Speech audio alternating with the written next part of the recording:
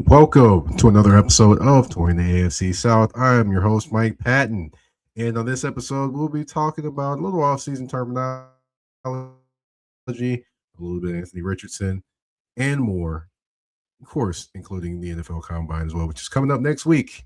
But of course, first in this episode, of course, well, before I get started, I should say, hey, if you're listening, go ahead and share that episode, around your social medias.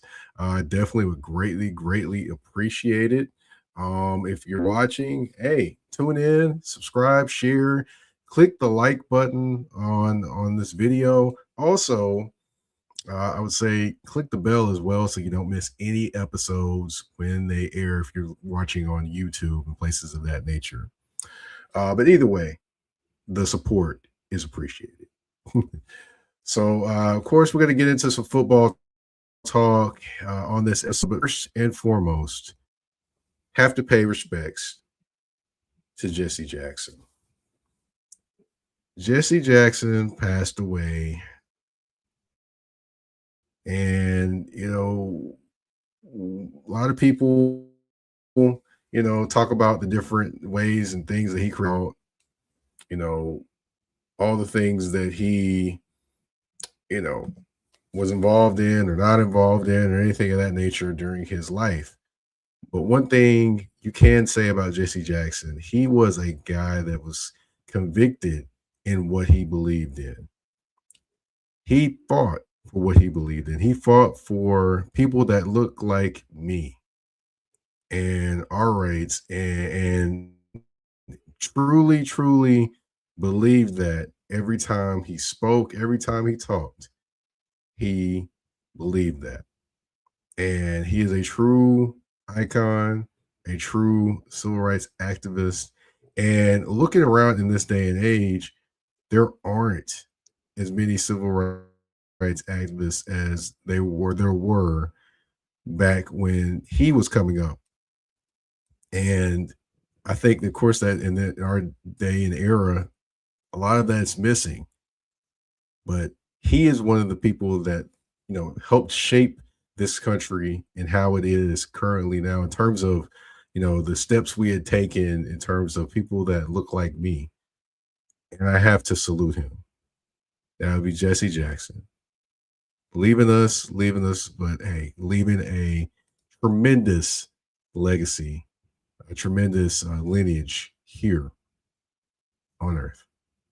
Rest in peace, Jesse Jackson.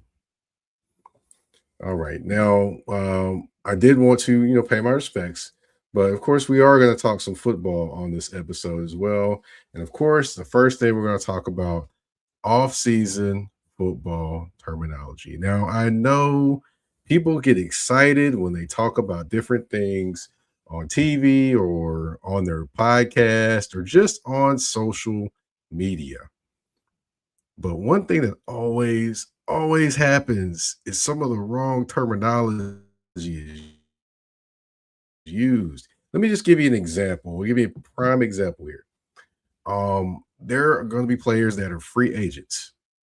They're going to have the opportunity to sign somewhere. Remember, the key word I said there is sign somewhere, not get traded. No, that's the big thing. There are people that are free agents. A lot of times I see people saying, hey, well, the Titans traded for this person or the Seahawks. I'm just throwing a team out there. The Seahawks traded for this person in the offseason. No. They signed them. They signed that person. It's a little bit different terminology that goes along with that. And the trade implies that you gave something up to get something. Only thing you gave up when you signed somebody is money. That's it. You may have gave up on a particular player, but in your mind, you feel like you upgraded the player. Release a player. When a player is released, they basically the team is letting them go. They're content in dealing with whatever salary cap implications it may be in order to move forward. We're going to talk about a team that's doing that and did that this week as well. But it's a little bit later down the line. But when you release a player, they become potentially a free agent. They weren't initially a free agent, but they do add to the pool of free agents, folks. So, and then of course, you do have the extensions, you do have people that are free agents and re-sign with teams, things like that. But the biggest bit of terminology that during the offseason I always have is, oh, well, they traded for this person. No, they signed him. Oh, well, this, they released them. They did this, they did that. Okay. The only thing I ask is that you use the correct terminology when you talk about different players moving around. Now, can I say I've not been guilty of that?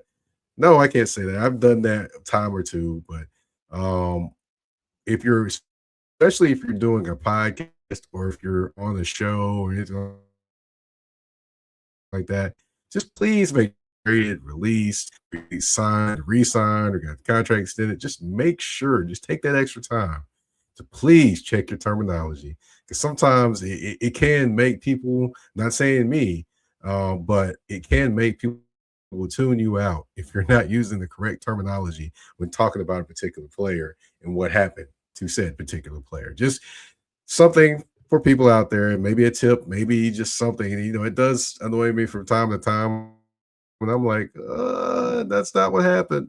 So, just wanted to kind of throw that out there. But there's another player that, speaking of trade releases, things like that, there is a player that could potentially be traded this offseason. His name, Anthony Richardson. The quarterback, of course, was picked a few years back in the top 5, and plenty saw all the talent. I mean, the big, strong arm, looking like basically a tight end, as big as he is, and also being able to move as well as he's able to move also.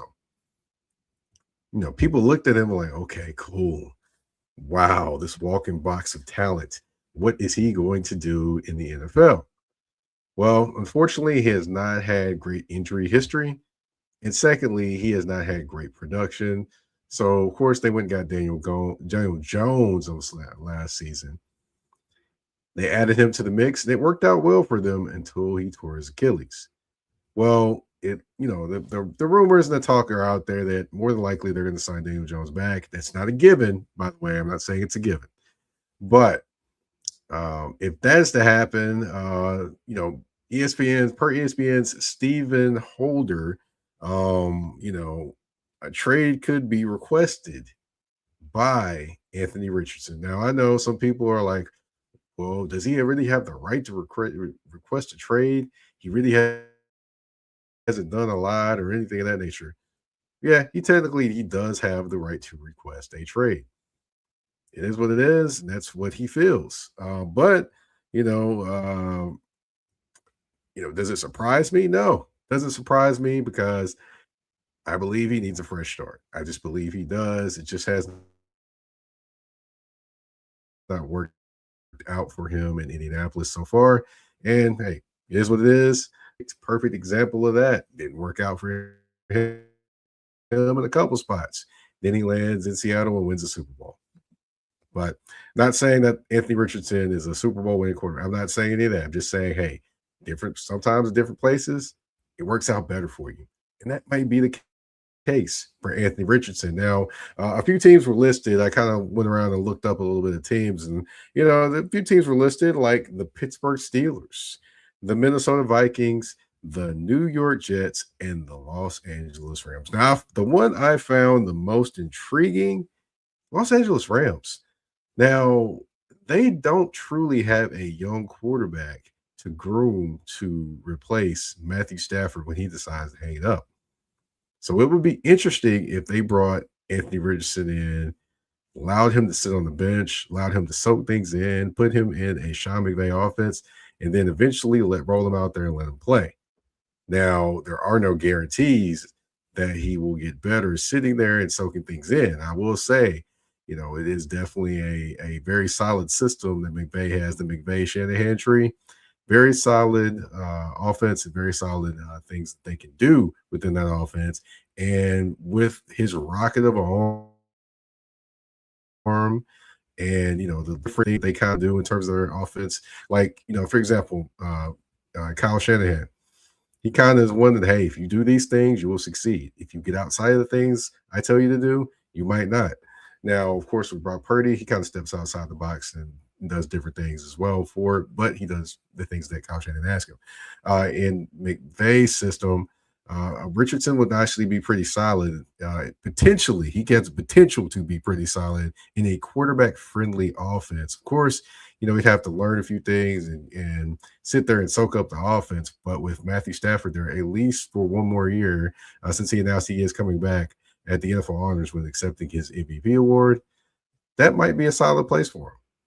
Now, one other place there is listed as the Vikings. I thought that was pretty interesting. I mean, being that they have JJ McCarthy there, I don't know if that would be good to bring in Anthony Richardson. I just don't know. I mean, looking at that, nah, you can't have two quarterbacks that you have questions about, and two of your top quarterbacks potentially with questions. Nah, you just can't add them to the mix. That would just be a little iffy, in my opinion. And then you've got the Steelers. Now, of course, there are reports out there that that Mike McCarthy it would be willing to bring back Aaron Rodgers or is open to Aaron Rodgers coming back. Let's say Aaron Rodgers comes back. The only other quarterback on that roster is Will Howard or Mason Rudolph, and I know that both Steelers fans are the Steelers fans are not necessarily confident in Mason Rudolph. I know that for a fact, and Will Howard, no one knows because he's the great unknown. So bringing in Anthony Richardson is another unknown, but a guy that has a lot of tools, a lot of physical tools that those two backups in Pittsburgh do not have. So hey, what happens if you roll this? You bring in Anthony Richardson to come back. Hey, you never know. You may be able to groom him to be the next Steelers quarterback. Just saying, Mike McCarthy is very a guy, their QB friendly system. Now, as far as the Jets one, I don't know what to say about that one. I mean, there's not been a lot of success with quarterbacks in the last few years with the New York Football Jets. So I don't know what he would be walking into there. And honestly, if I were Anthony Richardson, I don't know if I'd risk my career or risk a revamp of my career going to the New York Jets. But of course, he doesn't control all the pieces on the table. It's just basically if he requests this trade, as has been reported that he could potentially request a trade by ESPN's Stephen Holder.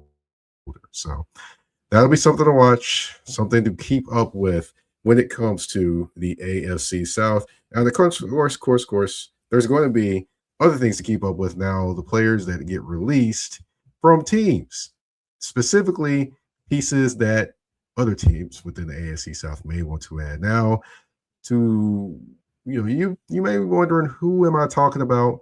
What teams am I talking about? What players am I talking about? Well, recently, the Miami Dolphins had a few releases. That would be Tyreek Hill. That would be Bradley Chubb. That would be Nick Westbrook-Ikhine. And of course, you had guard James Daniels that got released as well.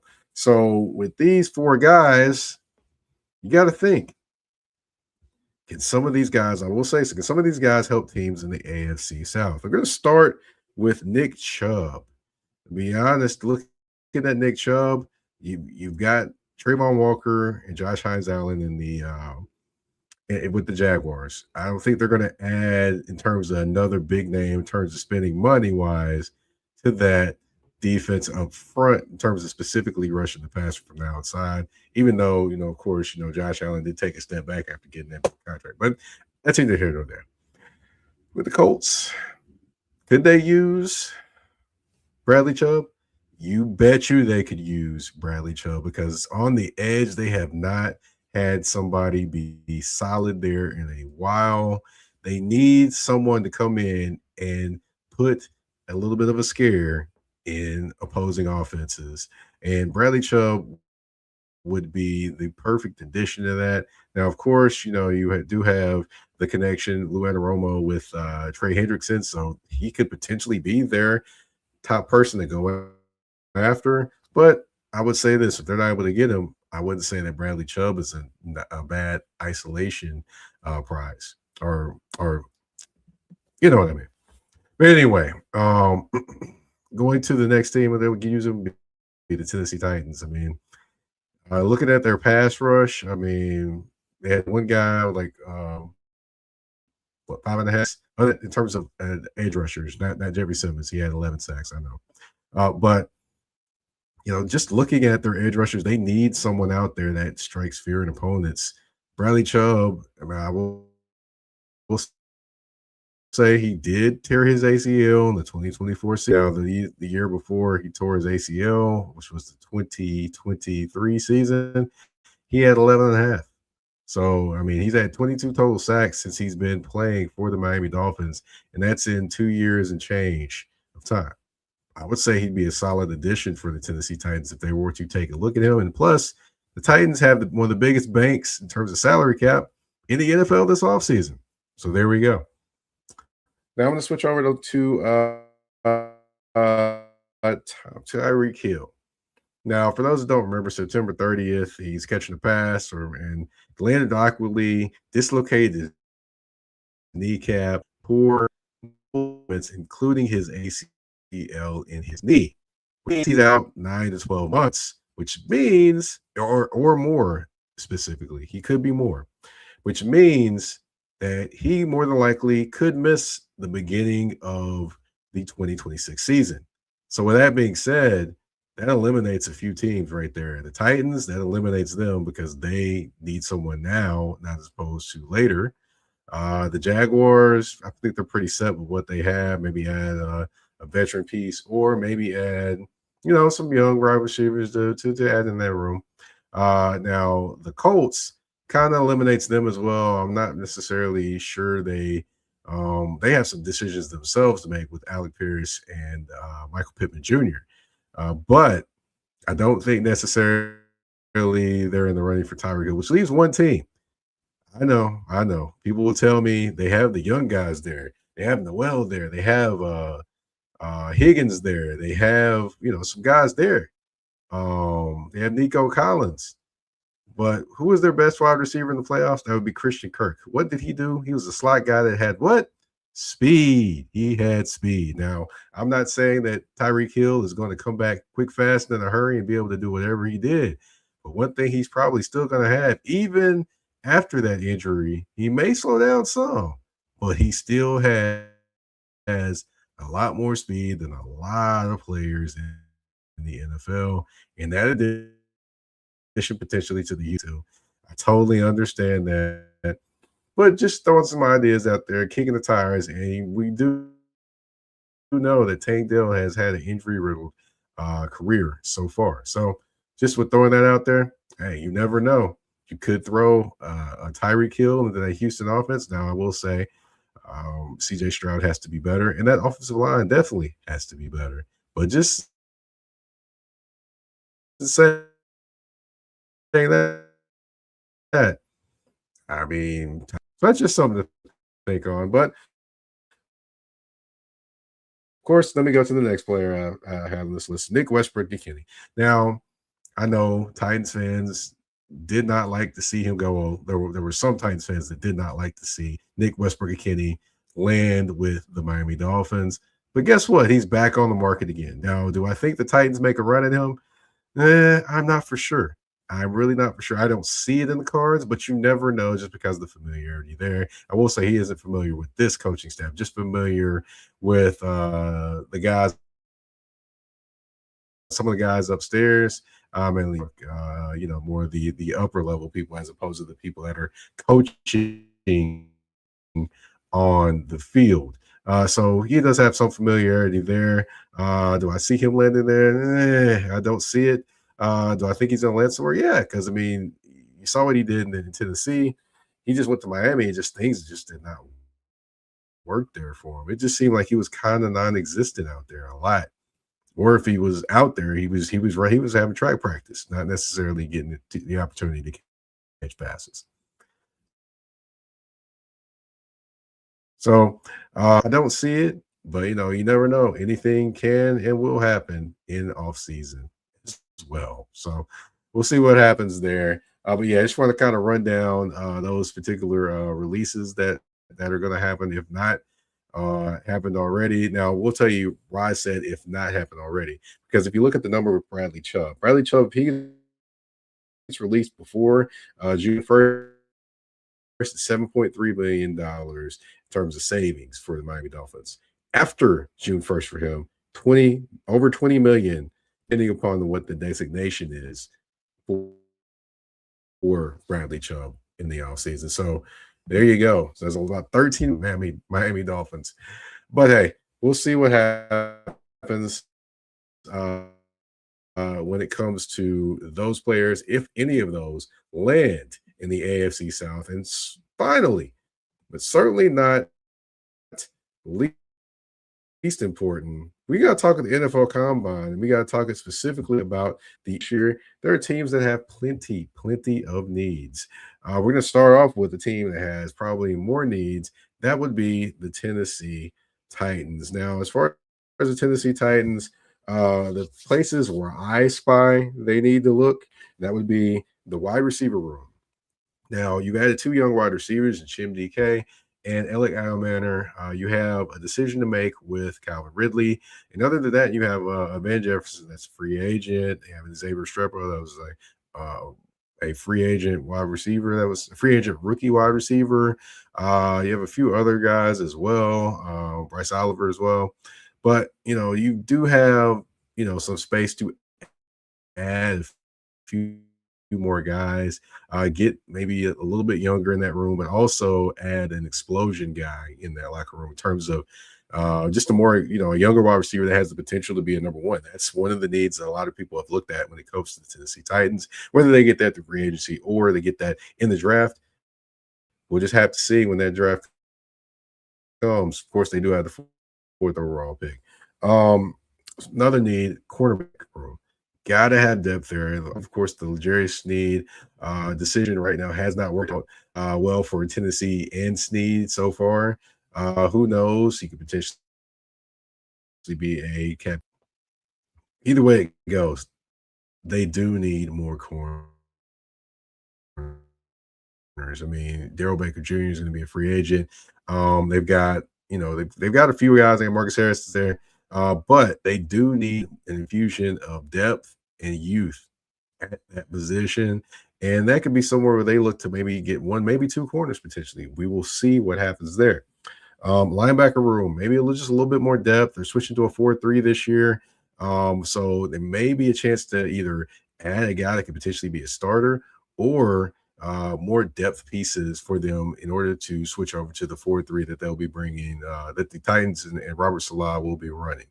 And the last thing, edge. Got to have an edge rusher. For Robert Salah's defense to be at its maximum peak, you have to have guys that can beat one-on-ones or cause havoc and disrupt offenses, especially off the edge. You have one inside in Jeffrey Simmons. You just do not have one on the edge that's consistently disrupting offenses and causing havoc, and a guy that teams have to game plan for off the edge.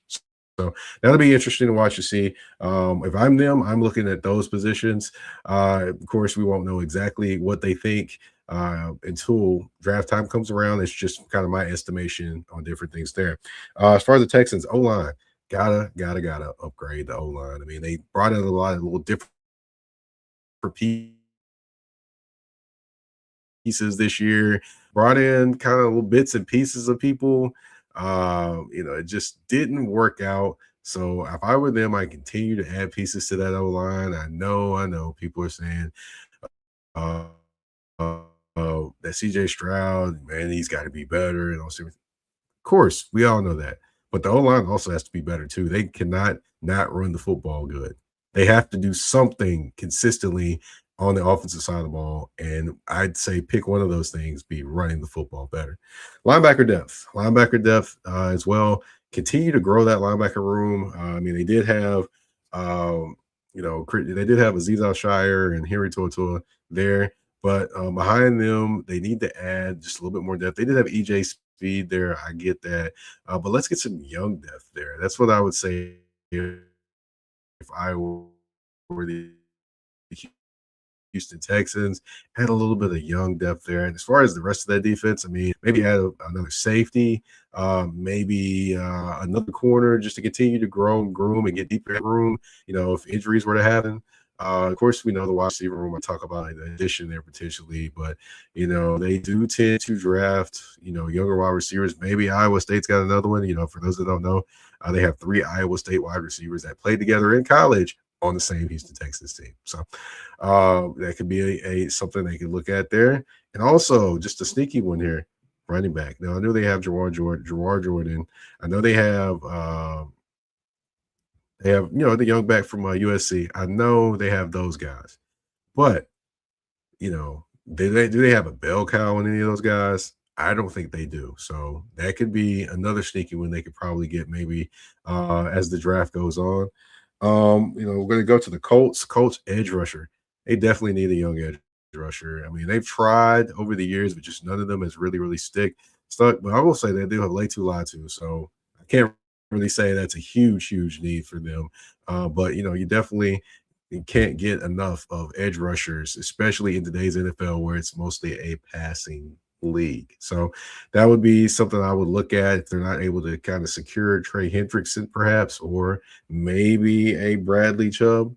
I mean, that would be a position to look at, and especially in the Lou Romo defense that likes to bring people from all different angles. And he is a big proponent of cornerbacks, by the way, for those that don't know. Another thing, let's look at the cornerback room.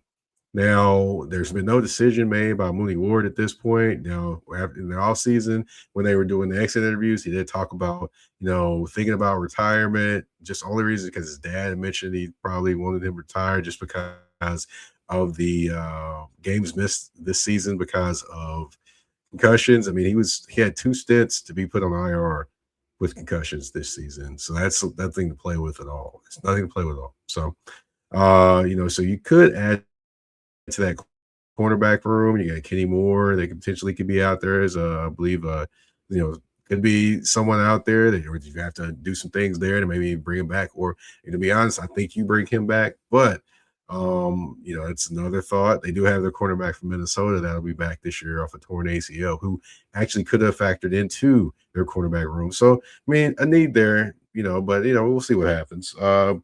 I definitely look at them drafting a wide receiver, perhaps. I know Alec Pierce is a free agent. Do they want to pay him or not? And then also, if they pay him, does that decrease the likelihood of Michael Pittman Jr. being on that roster? I mean, we'll see what happens. But as far as that, that's something to think on and something that you have to look at if you're the Indianapolis Colts, getting a little bit younger in that wide receiver room and maybe a little bit more explosive too. Another thing, O-line. Got to continue to draft the O-linemen and develop them. That's what the Colts like to do. They draft and develop up front.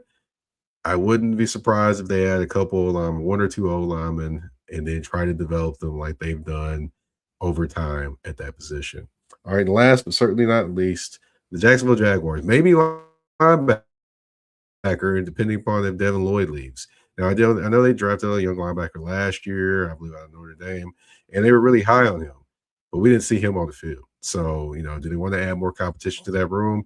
I'd say it'd be a good thing, especially if Devin Lloyd leaves and they do not decide to pay him this offseason. As far as the O-line, always going to need O-linemen, especially in Jacksonville, trying to continue to create that image and that just the image of them being tough, them being physical, just that brand of football. And they want to continue to add maulers inside and continue to add guys that are stand-up guys in the trenches for them. Now, as far as the other one, cornerback, they can stand to add some more. They do have Buster Brown or Monterey Brown, who is a free agent. They do also have Greg Newsome II, who they traded for from Cleveland. They sent Tyson Campbell to Cleveland and brought back Greg Newsome. He is a free agent as well. Travis Hunter, there's rumor out there that he's going to be more cornerback than wide receiver next year.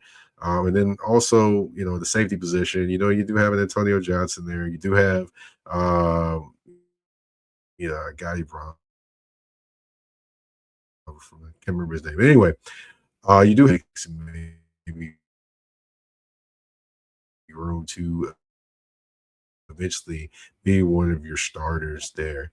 But yeah, overall, the combine is going to be very entertaining, and there's going to be teams looking for that next piece to their puzzle, which is they're trying to put it all together to win a Super Bowl, make the playoffs, just overall get better.